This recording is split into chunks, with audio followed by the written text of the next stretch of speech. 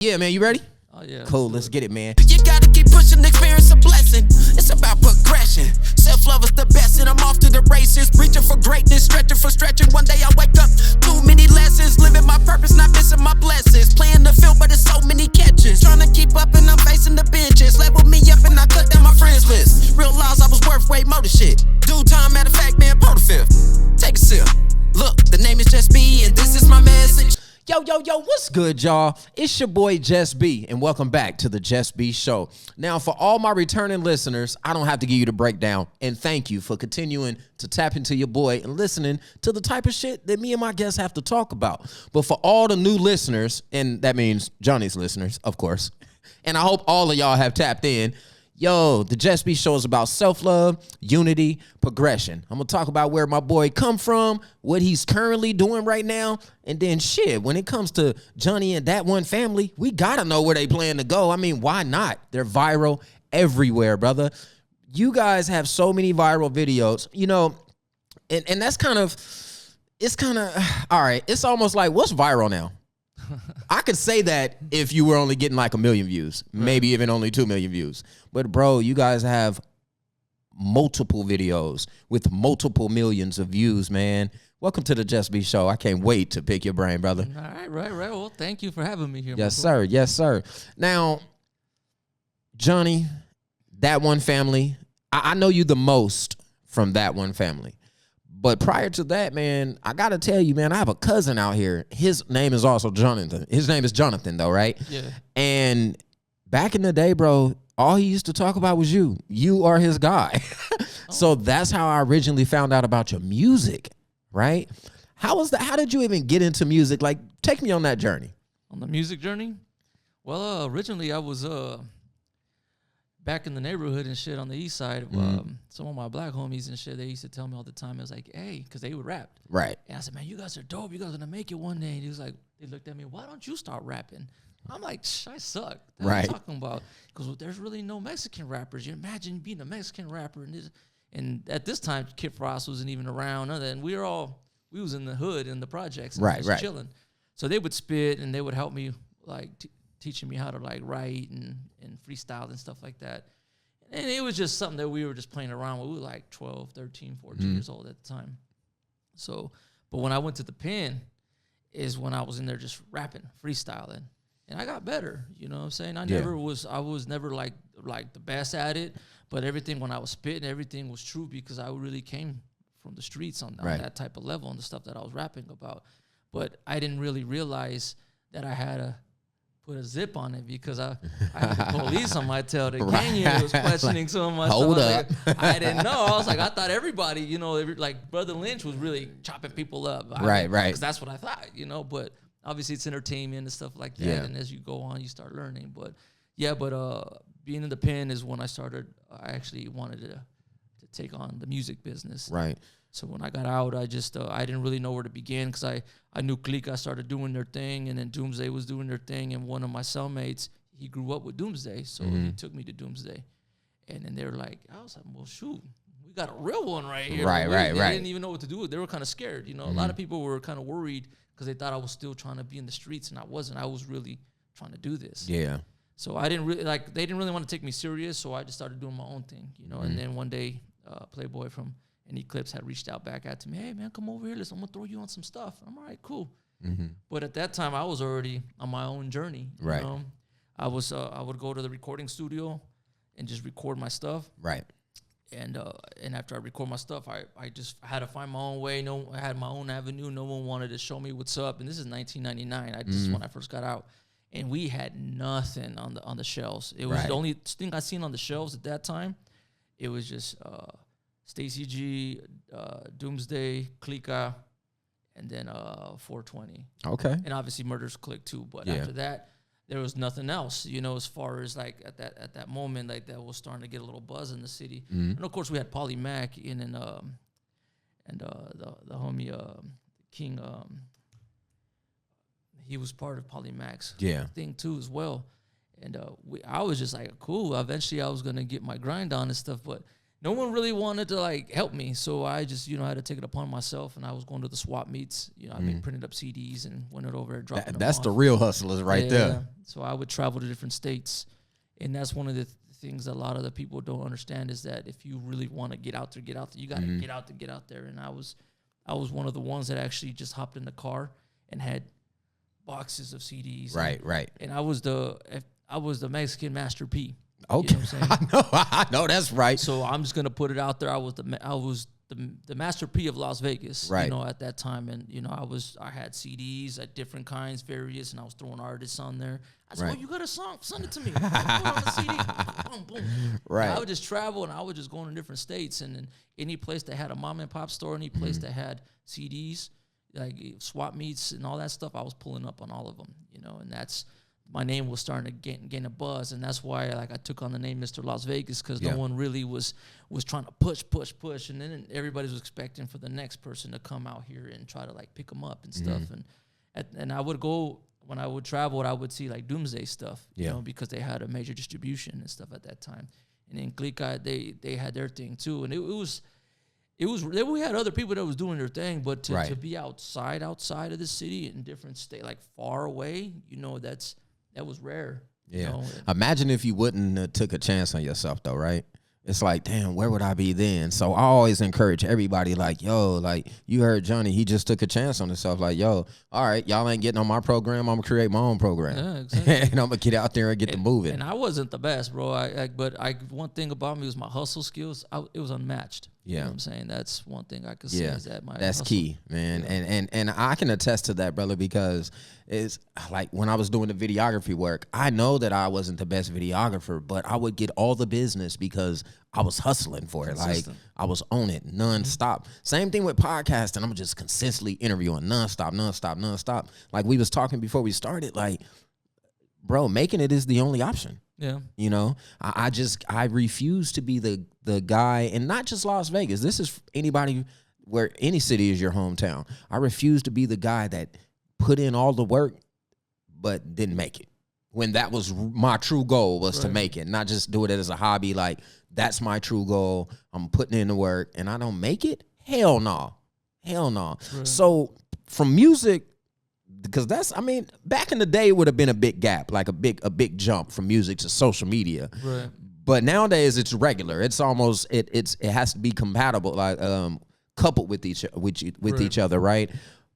Was there a gap from like, did you stop music and then immediately go to social media, or was there a gap from then to there? Oh no, it was a small gap, but I could tell you like right before the gap and stuff like that, I was doing stuff with my boy Robert Straw. You know, he was another person that stayed consistent with me, and he was doing his thing. But now he's doing great for the community. Big community things. Yeah, shout out to Robert Strader as well. Well, what happened was that the gap that ended up happening with me is when the feds had raided my mom. So I had nothing to do with what they had going on. That had everything to do with my mom and my stepdad, and it's some stuff that you see off the movies. You know, like they raided them. The semi truck had all kinds of stuff that shouldn't be in the truck. You know what I'm saying? That's something that I can't. Right. Coming after me, you know, on this, but mind your business. Right. But what ended up happening was that the situation with that is they bugged my mom's phone, and before they bugged everybody's phones it was like a bug. It just like everybody that called that number, it was just going to everybody, bugging everybody's. And my number, I got bugged because I would, you know, it's my mom. I'm calling my mom, you know. So when the feds raided her, my mom called me. Hey, they're gonna go hit all the houses and stuff like that. Be careful. And I'm like, man, I got nothing to worry about, you know. But I went to the bank. And as soon as I walked into the bank, they ended up the Bank of America. They told me, they escorted me out. The security told me, hey, you can't be in here and this and that. They gave me a card from the feds. They're seizing your account. I'm like, what the hell? So they cut my bank card right in front of my son. Right in front of you. Yeah, and I'm like, what? And then, you know, they're treating me bad. Like if I was I'm the person. I had nothing to do with that, you know. So I go home, and there was the feds right there. Damn. I'm like, wow. But the crazy part is that a lot of the stuff was already moved out. I had to hit up a couple of my homeboys and say, hey, I said, I'm not going to let them seal up the house and keep all my stuff that I worked hard for in the house, because the house was half of my name and half my mom's name. So I already knew that they were going to try to, like, say that timing in what they had going on, you know. Right. So they thought I was laundering drug money through my music. So I had to prove I had to get all my paperwork from Tower Records, Sam Goody, even when I was signed to a label before too, which was affiliated with Thump and Universal. You know, that at that time, you know, I had to show all my contracts and stuff, and IRS just like, all right, we're gonna just sick you the IRS, and we're gonna just take your assets and stuff like that. I'm like, okay, well, fuck y'all then, you know. Right, like this you point, motherfuckers. You know? So yeah, like bastards. So I had to pause myself because my mom, they left my mom out there. Basically, like she went to the hospital. She half of her face, she had a stroke, and she went blind for a bit. And I had to take care of my mom, and they left my mom as a bait, so they can try to find my stepdad and everybody else. So I took my mom into my house, and I had to deal with the feds always, you know, coming around or whatever. I got nothing to worry about. So I got a place, put my mom in there, and I had to get a job. I went to all the record stores to collect all my money from there, and I had no more time to record or do anything because now I had to start all over. You know, we lost everything. So so there was a big gap for a couple of years, but my sons were still my sons were rapping at the time. Okay, like father, like son. That's what I'm talking about. So we would get money off of the quinceañeras. So they get booked for quinceañeras and parties and stuff like that, and little events here and there. They would book my sons, and then I was all right, cool. I'll just start pushing them. Right. 97.5 reached out to me. You know, Sharita Salisbury. She was the program director, and then she was like, Johnny, I noticed you're not like dropping anything. What's going on with you? What are you doing these days? And I was like, come up here, let's talk. I come up there, and she goes, do you want to be part of Street Fuego? I'm like, nice. Let's do it. Like, pull up, you know. And then she was like, hey, just, come up with a concept and this and that. All right, cool. You know, so we just started doing our thing. We had this thing called the Vegas Boulevard where we would play rappers and stuff on there. And I just didn't want to just limit it to just because it was Latin. You know, I was trying to, put other artists on there. Right. I didn't want to make it seem like, oh, they're being racist up there. And it wasn't about that. It's just like Mexicans, it was hard for Mexicans to even come out with music or even be anywhere. So it was one of those things is that you have to work twice as hard when you're a Latin rapper or you're involved in a black sport. Being a Hispanic, you have to work twice as hard. Facts. You know? And you never know if you're gonna make it or not. You know, hey, but you did your greatest shit, man, and I love everything that you're doing. Now we're all the way to the social media trip, right? How the hell? What made you want to become? From the Johnny the music, the Mr. Las Vegas to still Mr. Las Vegas. Yeah, it's still Mr. Las Vegas, but the entertainment has definitely changed by a long shot. But it's so beautiful to just watch, bro, because it's not only you, it's your little son, your daughter, your wife, and your baby mama. The baby mama, and it's just, how did you come into that, man? Like, how did that get started? Right before that, Little Moco had reached out to me, and then he had me in some of his videos, and then everything he did was going viral at that time. So people kept asking, hey, who's that guy? Who's that guy? And some knew me from music, and other people didn't even know who the hell I was. They just thought I was funny, because it's rare to see someone coming from that type of background, from back in the, gangsta look and all that, but actually being from that background, make fun of themselves. Most people just want to stand in the corner. Right. Like something, like most of the time, like people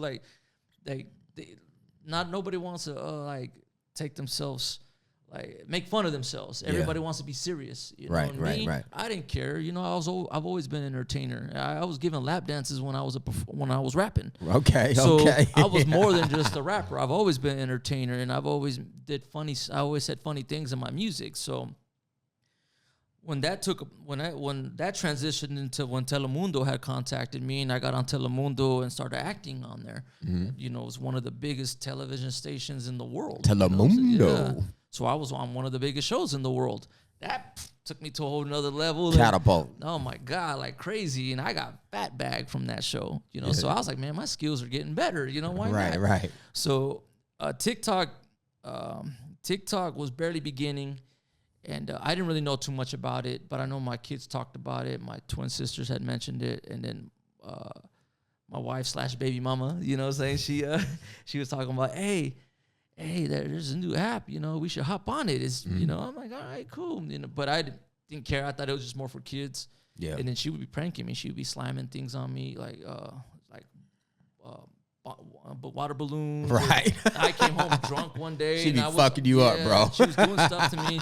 And this is the very beginning when TikTok barely began. So people were like, man, that dude's hella funny. Like, who is this guy? And some people, hey, that's that dude, Johnny Boy, Mr. Las Vegas. And hey, that's that dude from Little Moco's video. That's the guy that was on Telemundo, Caso Cerrado. And then, So it was like, and if the people didn't know who I was, they were getting to know me now on TikTok. And it took me to a whole nother level because a lot of our videos started going multi-viral. And I didn't expect that. I had no idea that my wife was putting me on blast like that.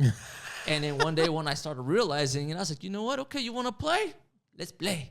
Yeah. Let's play, let's do Wait a minute. So she was the one to initially start posting on TikTok. Yeah. On TikTok. Yeah. That, bro. They always, bro. I've heard on so many different podcast episodes lately, not only my own, but others that I've watched, and everybody says like, yo, with the right woman behind you, bro, you're going places. Oh, yeah. Because it's like they see something we can't see, right? We blind to that shit, but when we notice it, we like, oh, it's fucking on. Now, I got to ask you, social media is a crazy space. Right? There's good to it.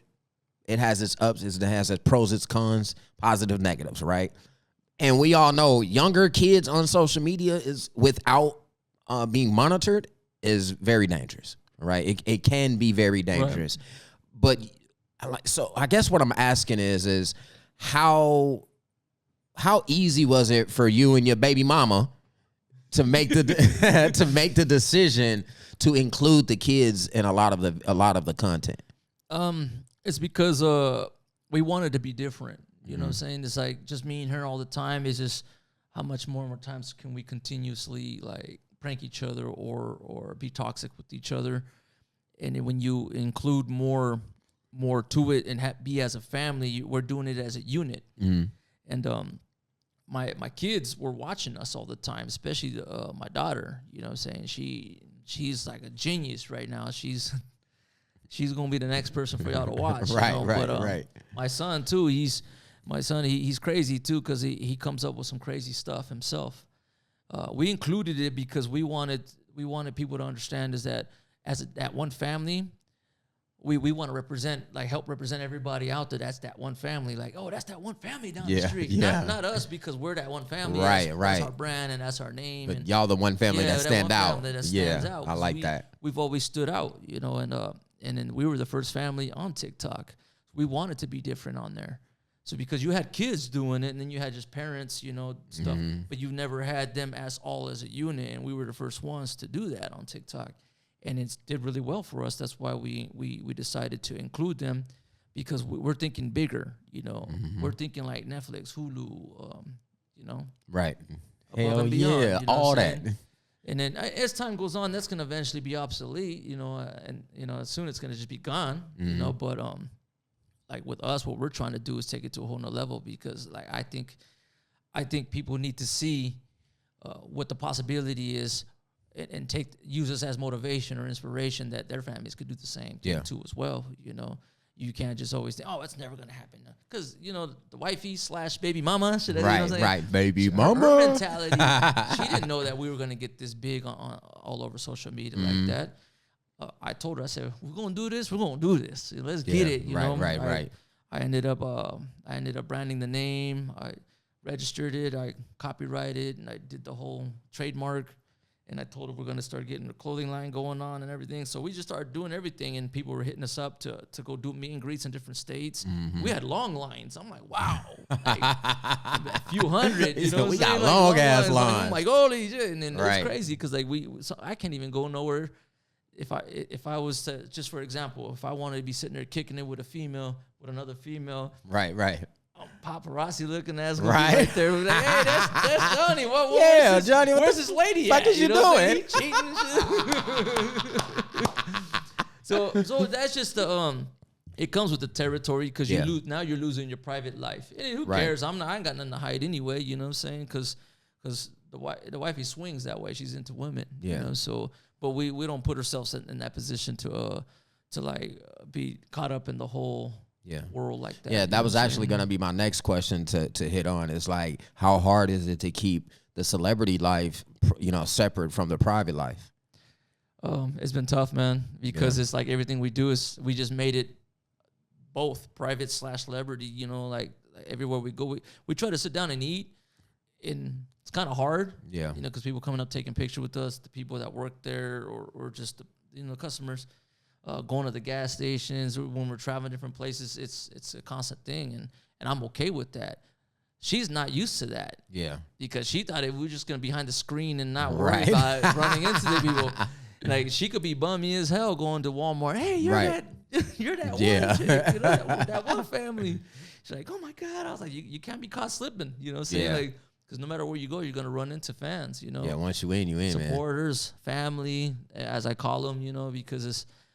Without them, it ain't us, So it's crazy. I can honestly say it's a beautiful thing, but for anybody that really wants to like pursue it and end up getting that type of status, and if they end up with more status, man, just be ready, because it's not, you don't have that same privacy anymore. Right. You really don't. You can't walk outside and there's people doing TikToks in front of your house. You know what I'm saying? You like.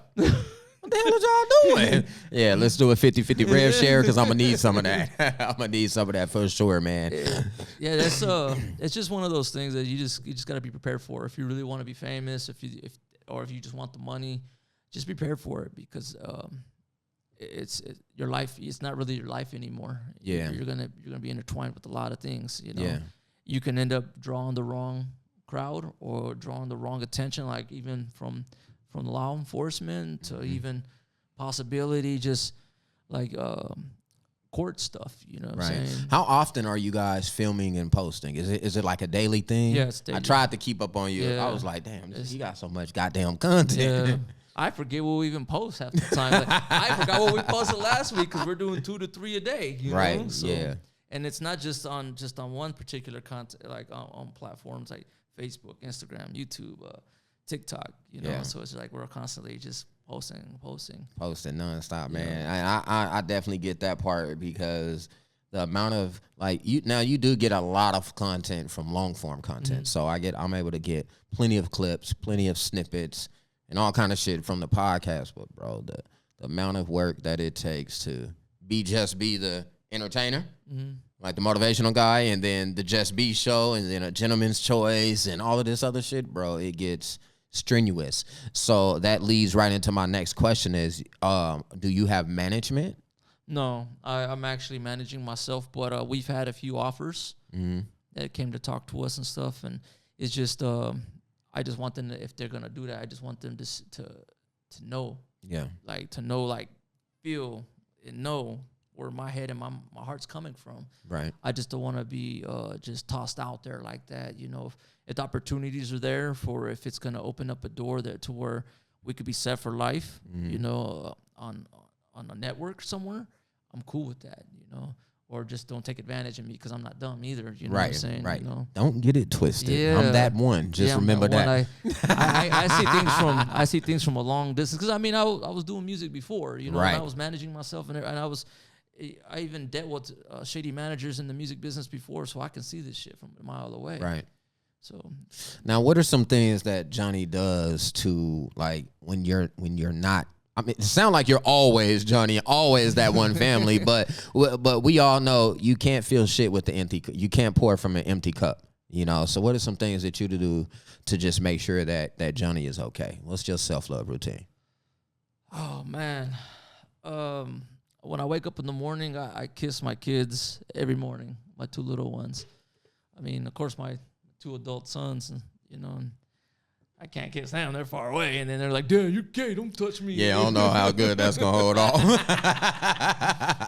And then, no, it's just, I go through my depression. I go through things like that. And one of the things that helps me get by is when I get messages, probably on the daily, should I say, is when they tell me that our content helps their day. Yeah. And then they're about to commit suicide, or they're going through something. And then they're glad that they saw my video, that it made their day. And that right there is like self-love to me, That means a lot to me. But at the same time, I have my days when I go through my stuff, you know, and sometimes I don't even want to post because I want some time to myself, you know. I want to be able to sit back and because it's like when you're creating content, right?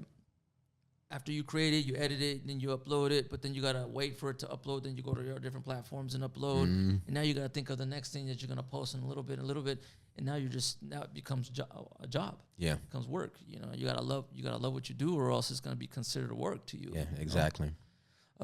I sometimes I can't smoke weed because I'm on probation right now. You know what I'm saying? So it's kind of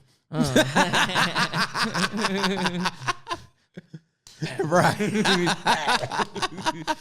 But I mean, I would love to. I love to puff, but right. I sometimes I sit in my office. You know, I sit in my office and I put my mom's urn right there, and I light a candle, and I just play my mom's favorite Mexican oldies and shit, and just I give myself love there. You know? Yeah. That's beautiful, man. Yeah. You know, one thing I absolutely love. I'm a brand person. I like branding and aesthetics, right? So when I watch you guys and you have on a That One Family shirt and maybe a hat, maybe some fucking socks, bro, like, but it's painted on the back wall. I think that's the back of your house. I don't know. I can't tell. Backyard, yeah, it's painted across the whole wall. So a lot of the shoots that you do, your little mini photo shoots and shit, it's of you in the backyard with your branding in the back, right? Yeah. When did you decide, like, you know what? I'm all in. Yeah. I'm putting this on the back wall, everything. Let's make it a thing, man. How did that go over with the baby mama?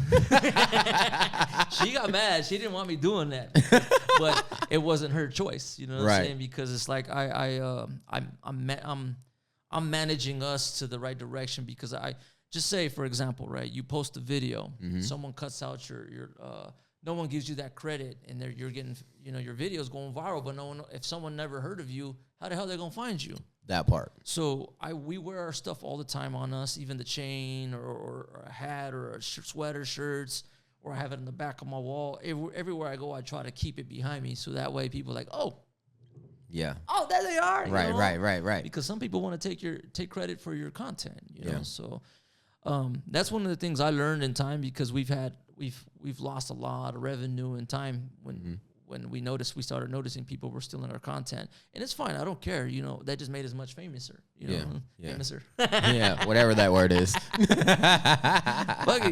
But it put us in a whole different bracket of another audience, right? You know, a whole other different demographic, should I say? You know, because at first we were appealing only to a certain audience, and then we started getting shared to a different, broader audience, and now we got people from all over the world. Yeah, you know, tapping in with us, and that's dope. You know, it's really dope. Yeah.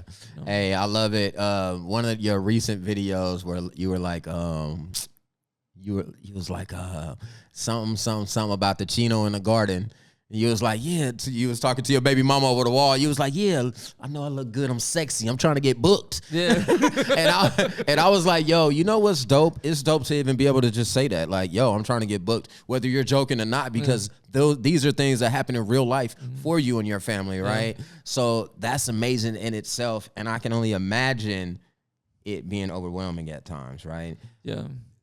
Yeah, because I feel bad, because we do get a lot of emails and we do get a lot of messages, and it piles up. So I'm very selective. I don't want to devalue myself, should I say? And I'll pick and choose who I want to like network with and, you know, go on podcasts and stuff with.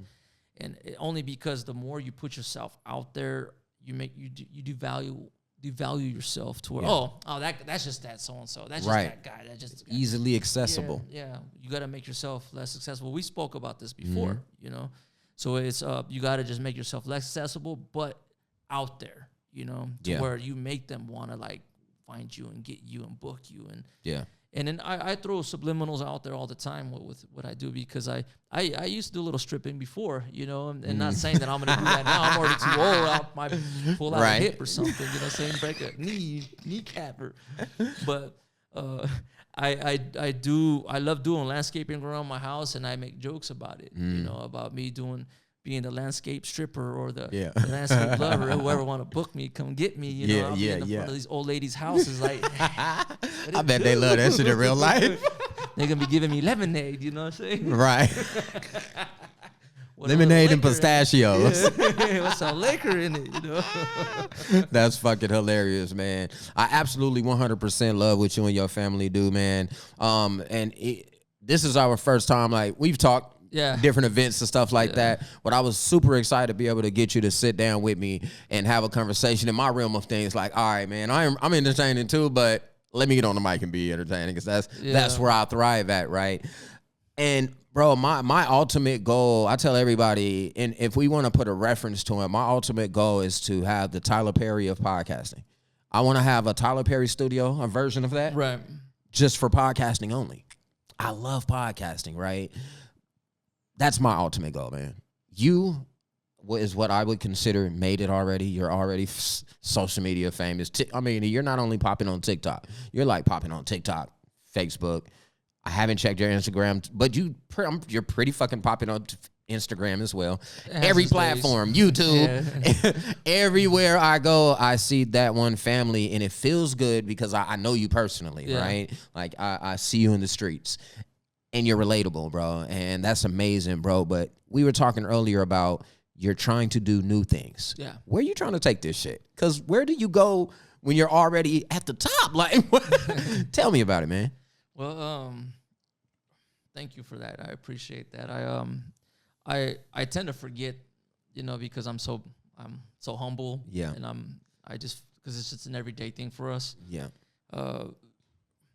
I sometimes forget that I am up there, you know, and I respectfully, I appreciate that. I just from my heart, you know, respect, you know. 100, brother. I'm not getting all cheesy or fucking. You know, it's okay to be cheesy on the JusB Show. Yeah, it's just it's like I'm just a humble guy, you know what I'm saying, and it's like everything. We all have a story. We all come from somewhere, you know what I'm saying. I've dealt with a lot of hardships and a lot of deaths as well. Like I know everybody has their story, and I'm just thankful, you know what I'm saying, to hear that. And I know a lot of other famous TikTokers, all those people and stuff. And I know a lot of them, they're big up there, but it's crazy to say that a lot of my videos my videos are more viral than majority of their stuff. You know, they're more famous than me to a sense, but I've had multiple, and I just trip out on that. You know what I'm saying? I mean, and multiple. And the crazy part is that it's because I'm different, you know, and this is where this part comes in that Johnny, that we were talking about, like we were speaking about where Johnny's going to go doing something new for 2025. Yeah. We're talking about our own reality TV show, our own day-to-day life, you know, because I am funny as hell in person besides the skits that we do, you know, and then she really is mean, you know, toxic like that in real life. So it's, and my kids are really bad, like, you know, but it just works out. It all works out at the same time. But there's a movie that dropped today on Apple TV. It's called Desert Fiends, and it has Eric Roberts, Julia Roberts' brother. He's on several movies. It has Tom Arnold. You know, he was one of the main stars on Soul Plane with Kevin Hart. And there's a couple, and Bai Ling and a couple other famous people on this movie. It's based in the Nevada desert. Okay. Where these three guys, they're like evil, funny characters. You know, one has a penis on his nose. One has a and they look like Freddy Krueger's and stuff, but one has a pussy on his nose, and the other one has balls, like a ball or like an asshole, something like that. It's funny, right? Well, these characters are out there killing people, and then we're at a concert, at this little concert, right, in the movie, and then they come up on stage and they start killing people. Right. Well, I'm in the crowd, so I don't want to, like, you know, kill the movie. You guys can. You're going to see what happens to me in the movie. You know, it's on Apple TV. It's called Desert Fiends. Y'all could check that out. Nice. You know? But there was a few producers in there that talked to me, and they, you know, this is the part where I say that I'm different. I look different from majority of the other viral people that come out. And I'm about to take it to a whole nother level. And possibilities of my own life, movie life, you know, story from the very beginning when Johnny wasn't even born yet, when I was just a sperm in my dad's nutsack. You won the race, though. Yeah. You won the race. But there's a lot of story that comes with it, and there's some things that were presented to me, and I'm just gonna let the time unfold, and people are gonna start seeing it. If you speak too much about it, then people are gonna wish your downfall and don't want that to happen. And so there's stuff that's gonna be coming for 2025. You're gonna see me on the big screens and stuff like that as well. One of the things that I was told from a good friend of, know who Danny Trejo is, right? Mm-hmm. So Danny Trejo's best friend had talked to me, and he was like, "Hey, you're that guy that gets his ass whooped by his girl all the time." I was just telling Danny about you, and we watch you guys all the time. I'm like, Danny who? Danny Trejo. I'm like, what? Like what? Y'all watch me? What? So they booked me to an event, and I had no idea he was the guy that booked me. He had a guy named Chino Mike to contact me, and I went over there, and I had no idea that I was gonna meet him. Yeah. And I show up, and we talked, and he was happy to see me. Yeah. So when he was chopping it up, his partner was telling me as well that he sees me being like the new face when it comes to the new era of movies and funny stuff like that. Yeah. And I've been told this. I just sometimes it's hard for me to believe it because I'm just a regular old guy, right. to me. But sometimes I gotta slap myself a few times because when I step out my door and I go to the gas station, hey, let me get a picture with you. Like driving down the street, I'm at the stop sign by my house, and hey, what's up? Yelling at me through the car doors. So I get a lot of that, you know. So there's some new things coming. I have a new song called TikTok Sexy. Okay. I've been using I've been hearing that. I've been using snippets of it, and there's been thousands of people asking for that song. And RJ had reproduced it for me because I had lost the original files, so we had redone it. Mm-hmm. So RJ, the producer, you know what I'm saying? Yep. He had I pulled up over there, you know what I'm saying, and I laid it down. He laid the beat, remade the beat and everything. We just went from there, and we created a hit, a hit song that I just been using on all of my viral videos. Mm-hmm. And there's the opportunities are there for it, Yeah. I just got to be very careful on how I go about it. Since TikTok's apparently it's supposed to get banned in January 19th, I'm just going to go ahead and just make a music video to the song. And just, I'm debating if I should make it funny or kind of be serious at the same time. But I might just do both. You know what I'm saying? Both. Definitely. That's definitely a both. I'm watching that shit. I'm definitely watching that shit, man. I haven't really done music. I just do it for fun and just to put it on my media just so I can have it, because being a content creator, you just got to do it all. You know what I'm saying? So that's why I'm so unique on what I do, and I just kind of want to keep it that way. Yeah. And then the wifey keeps telling me, just hang it up already. But then when she sees all these, you got thousands of people asking for this song, you know, I'm like, it's like, well, baby mama, can't exactly hang that up, man. Hey, man, but as we come to the end of the episode, man, again, I just want to say congratulations to everything that you and your family have going on, man. I'm super proud of you. Man to man, brother to brother, man, for everything that you have going on. And again, I aspire for my content to at least go multi-viral, and if this particular interview does not go viral, I'm just going to blame it on my family because we're not as cool as your family, but we're going to work it out. Look, we'll do this, all right? Any of y'all ladies, you know what I'm saying, y'all want to see me strip or be your landscape stripper, you know what I'm saying, hit it up, hit me up. You guys can meet me here. And I'll grind all around here, swing around this little tree right here, whatever it is, I can be like, come here, baby, bring it on over here, you know what I'm saying? He gonna make it happen, man. Before we leave out of here, I'm sure everyone already knows how to find you, brother, but let everybody know where to find you, and immediately after that, man, drop one piece of advice for everybody in the world, man. You guys can find me at That One Family, DAT, number one family, and don't spell out one, but I'm sure you'll find it'll pop up, or Mr. Las Vegas, you'll see me pop up on my Instagram, but That One Family and all the platforms. Or Johnny Galvan on my Facebook as well, you know what I'm saying? And one thing I would like to say for everybody, the same thing I told the baby mama, just because you feel like things ain't going to go right, you know what I'm saying? Or just dust that off, because the reality of it is the things that she went through in her life that she never saw. She never got a chance to see anything, and she got to see it all with me. Her ex used to beat her, drug her through the mud, left her stranded in a whole nother state.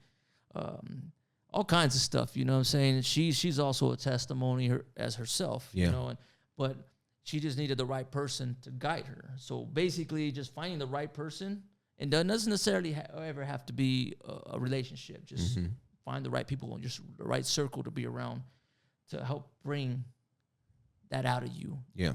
Because if you don't have no one around you giving you that inspiration or motivation that you could be a better person, you're just always going to be stuck, you know, being that person pissed off at the world and just blaming everyone else, you know, for how come you didn't make it, you know. Hell yeah. You just gotta step out there and just make it happen, you know. Make this your life. Like when you get up and brush your teeth, whatever it is that you're doing, do the same thing with that. You know, right. That's not the advice I can give you. Just get out, like you get up. I mean, you want to brush it. If you don't brush your teeth, then I can see why you need to make it anywhere. Right. But just make it like that. Make it a lifestyle. Mm-hmm. You know what I'm saying? If you want to go somewhere with it, and you just got to stay consistent with it. Just be different. And if you want to coattail or copy someone else, but kind of turn it around and make it you. You know, at the end of the day, there's nothing wrong with that. You know, people do it all the time. You know? Hell yeah. Just be you. Enjoy yourself. Y'all heard the man. Just be you, man. That's actually my last piece of advice. But my first piece of advice is like this. I need you to smile, laugh, and definitely motivate, inspire one to then go inspire all. Johnny and That One Family does that very well. They inspire people all over the world with the crazy, chaotic, toxic ass content that they make. But it's a beautiful thing, man. And last but not least, just like I said earlier, just be the best version of your goddamn self and be comfortable in that. I have one more question. You posted that people were to ask a question. Did anybody ask any questions? Yes. What were they? One lady. She said, "When you gonna give me a baby?" Straight up, I'm gonna send it to you. She said, "Yeah, so when are you gonna finally just give me a baby?" I said, that was the first one to pop. That was I think like 3 people hit me up, but that was the very first one, and I was like, I gotta tell them. I'm glad you reminded me, man. And we out of here, man. Shout out to y'all ladies.